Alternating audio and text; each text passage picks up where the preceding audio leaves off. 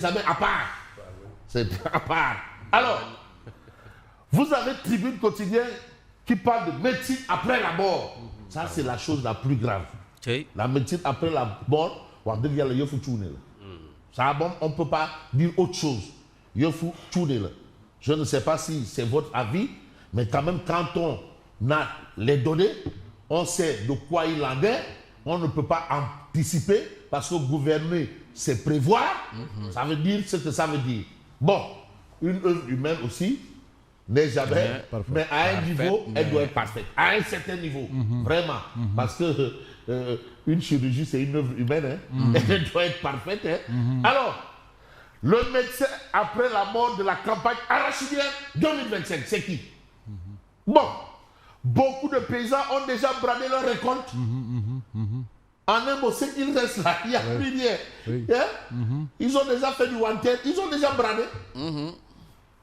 Sonko reconnaît qu'il y a problème. Le DG de la Sonacos affirme le contraire. Mais non, mais j'ai vu As, Mabouba. Il dit, man, il y a un problème. Ah, le problème. La Sonacos a déjà pris. Il y a des camions qui attendent. Où est le problème? Tchoum, Mabouba. Non, gentleman, non, alors, tel un médecin qui tente de sauver un malade après sa mort. C'est-à-dire, et il veut faire du mal fait. Alors que et lui, il dit que non, on peut faire du mal fait. Le DG de la Sonacos sourd aux cris de cœur des paysans et aux alertes. Voilà la situation.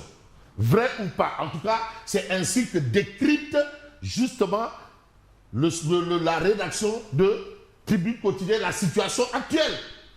Donc, de quelle campagne de commercialisation il s'agira? Plus que les paysans ont déjà bradé leur récolte. Leur récolte. Voilà.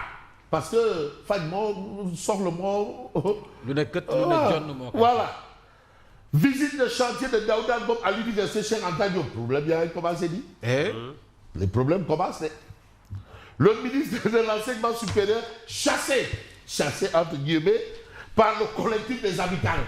Les problèmes ont commencé. Qu'est-ce qui se passe encore? Ah, tu as dit tu peux. Peu maintenant. Ah, tu as dit tu peux. Peu maintenant. Hein? C'est comme ça. Les étudiants dénoncent notamment 13 mois sans bourse pour les Master 1 et de nombreuses irrégularités affectant tous les niveaux. Une nouvelle vague de grève sera déclenchée dès la semaine prochaine. Wow. Parce que la situation est telle que là, on a l'agriculture. On a les étudiants. L'enseignement supérieur. Des presse banques qui sont aide là. Ah, l'aide à la presse libre. Le presque faté n'a pas. Ah. Il faut d'abord payer les salaires. Il faut d'abord payer les salaires. Voilà, enseignement supérieur. On reste avec Tribune. Justice.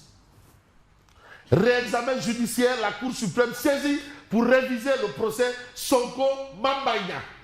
C'est un bi-procès. C'est-à-dire, moi, c'est le célèbre Yod. Ça nous coûte cher. Ça nous coûte cher. Alors, on reste avec Tribune. Création du Conseil national de régulation des médias. Vous avez la réaction de l'appel de Lissa Faye.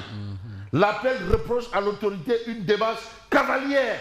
Démarche cavalière, sap de sap. Clivante et non inclusive. Là, bon, c'est-à-dire c'est une décision unilatérale. Point barre, pas plus. Ah oui. Ouais. Cavalière, quelle cavalière? Non, quand même. Cavalière. De toutes les façons, l'actualité, c'est aussi ce que nous livre le point actu. Dette cachée. Ah, on nous a demandé de ne plus parler, oui, de la dette cachée. Mais tu sais aussi, un cadavre, quand tu l'as dans ton placard là, tu sais, quand les Ivoiriens disent, pour dire que la vérité finit toujours par triompher. Tu sais comment ils traduisent ça?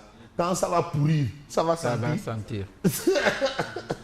Quand ça va pourrir, ça va sentir. Ne te fatigue pas. Pour eux, c'est comme ça qu'ils te disent la vérité finit toujours par triompher. Et voilà, d'être caché, d'être caché, ça vient. C'est-à-dire, tu ne peux, ça va, d'être caché. Non, voilà. Oui, Sonko exclut la restructuration et interpelle le FMI. Bon, mon ami Patrice Sadé, lui, il sait qu'il interpelle. De toutes les façons, ici, on sait que c'est Sonko qui exclut la restructuration et interpelle le FMI. Le FMI a une part de responsabilité dans cette situation. Il ne peut pas dire qu'il n'était pas informé. Ça, c'est ce qu'a dit Sonko. Ah, c'est le Premier ministre qui parle au FMI. Wow. Et quand il parle, c'est le gouvernement. C'est le gouvernement. Mais c'est l'État. Ça engage le gouvernement, la responsabilité de l'État. Ah, bon, président Doudouane, je lève le doigt. Je peux. Président Doudouane, réaction. Parce que là, donc, gars, vous dit, tant qu'il n'a pas fait du khas, ou bien du yakder, il n'est pas content. Donc, ça, ce sont des avis. Et le président Doudouane, vraiment, son avis là, on va essayer de passer ça au crible. Voilà la situation. Mais situation oblige. On va également évoquer la même question avec Walf Quotidien. Restructuration de la dette du Sénégal. Sonko tense le FMI. Ah, là, on n'est plus dans le discours diplomatique, la langue de bois. Là, je n'ai pas envie de dire gatsa gatsa. En tout cas, on est dans des toui. Il dénonce son dévoiement, le FMI. Mais dans toute cette histoire, vous avez l'observateur L'Obs, interview vérité sur la réouverture de son procès contre Ousmane Sonko. Mambaïna lâche une bombe. Le rapport de l'IGF dont il parle a été approuvé par le ministre Cheikh Diba. Encore Cheikh Diba. Non, demandez, d'être caché. Cheikh Diba. C'est des gens, on va toujours écrire à la mine l'eau. Ça va. Tu ne peux pas ne pas parler de cette personnalité-là. Donc tu ne peux pas. Où tu ouvres la porte que tu ouvres, ils sont là. Ah oui. Les avocats de Ousmane Sonko avaient dit que j'avais signé un ordre de service antérieur au contrat. Ce qui est archi faux. Ça, c'est Mambaïna. Ils ont essayé de me brimer, de m'opprimer, de me traîner dans la boue, mais Dara. On a toujours Mambaïna.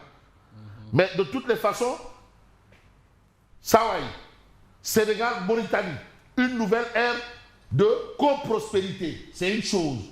Vous avez le professeur titulaire de chaire de classe exceptionnellement exceptionnelle, en toute exceptionnalité dans l'exception. Amsatou Sidibé. Ah bon, elle a toujours été tranchée. Elle a même subi son discours franc. Elle a subi un poste de ministre conseiller sous Macky Sall. Ah, elle a dit que morte me de moutre. La loi d'amnistie de 2024 est considérée comme une entrave à la justice. Donc il faut l'abroger. Amsatousso est pour l'abrogation de la loi. C'est juriste qui parle. Hein? Ah non, attends, mais toi aussi, ça, ce n'est pas les juristes à 2 francs 1 là. Professeur des universités. Mais de classe exceptionnelle. Titulaire de chaire. C'est-à-dire, si tu vas au Kames là, voilà. Tu vois, il y a Amsatousso Sidibé. Oui. C'est pas les. Si c'était du football, on aurait parlé de Ronaldo. Non, Betega. Voilà. La loi d'amnistie de 2024 est considérée comme une entrave à la justice. Et quand est venant d'un professeur titulaire de chaire comme Amsatousso Sidibé, là on va dire waouh, Kumbo Wai. On a même envie de dire car. Mais cette loi reste toujours une loi tant qu'elle est là. Mais non. Voilà. Ben, elle donne un avis. Ouais. Et quand même aussi, ça vient quand même d'un professeur de droit qui nous dit que la loi d'amnistie est considérée comme une entrave à la justice. Donc ceux qui ont bénéficié de cette loi. Des propos rapportés par le quotidien Le Soleil, mais bien sûr. Et ceux qui ont bénéficié de cette loi ont bénéficié d'une entrave à la justice. Bon là maintenant je suis dans les contorsions. Et on ne peut pas m'empêcher de faire une contorsion intellectuelle. Ah, où est le problème? De toutes les façons, le problème est tel que... de toutes les façons, la chose est là. Et ce qu'il faut retenir, le quotidien, refus de restructurer la dette, Sonko menace la reprise. Il n'accepte pas que l'on impose au pays une restructuration. Gestion du Covid-19. Tiens, mais il n'y a que des sommités aujourd'hui. Des sommités. Les 12 leçons du professeur Seydi. L'imam, c'est un hadith. Non, professeur Seydi, c'est qu'il te dit du Kourouda hadith. Il n'y a rien à dire, professeur Seydi. Voilà. Et vous avez ici, critique. Le PM réitère le refus catégorique du Sénégal. Bon, Abdoulaye Sylla, vraiment, la voiture là, c'est pas pour toi. Autobidouya comme homme. Mais vous avez le Dakarois quotidien. Sonko défie le FMI. Mais j'ai envie de prendre grand place. Gumsobo monte au créneau et accuse. Vous savez le fait que Gumsobo veut une déclaration de patrimoine de Ousmane Sonko, des DG de Petrosen, tous ceux qui sont à Petrosen, du ministre du pétrole, de Wali Diouf Bodian et du maire de Dakar, Wali Diouf Bodian et de l'actuel maire de Dakar. Il faut leur déclaration de patrimoine. Au moins pour eux, ils disent-ils, les djambas rassurés. Et vous avez ça, Bougan et compagnie formulent 7 exigences non négligeables. Et parmi les exigences, il y a l'ouverture d'enquête immédiate par le pôle judiciaire financier sur les dossiers sensibles. 8 milliards de bakels, fonds de ressources extractives. Donc, clarté de campagne arachidienne Gumsobob pour l'éclaircissement des chiffres contradictoires. Donc voilà le fait qui est clair. Et ce qui semble clair, c'est un peu ce que nous livre l'As quotidien. Le match Sénégal-Mali à 16h à Tanger. Déplumé, bon j'aurais mis plumé, c'est pas grave. Déplumer les aigles, voilà un peu la mission. Est-ce une mission commandée ou une mission commando? De toutes les façons, Record nous dit quoi? Mais Record est clair, hein? Record est totalement clair. Faire respecter la hiérarchie, qu'on le veuille pas. Hein? Ce sont les lions du pays de la Teranga quand même qui doivent imposer le respect, justesse, discipline et efficacité. Mais pour poursuivre, c'est tout simplement ça. C'est tout simplement. Justesse, discipline et efficacité. Éviter ce qui nous est arrivé en demi-finale en Côte d'Ivoire. Ah oui. Et rappelez que dans ce genre de situation, ceux qui jouent souvent les matchs, ce sont les entraîneurs. À bon entendeur, salut.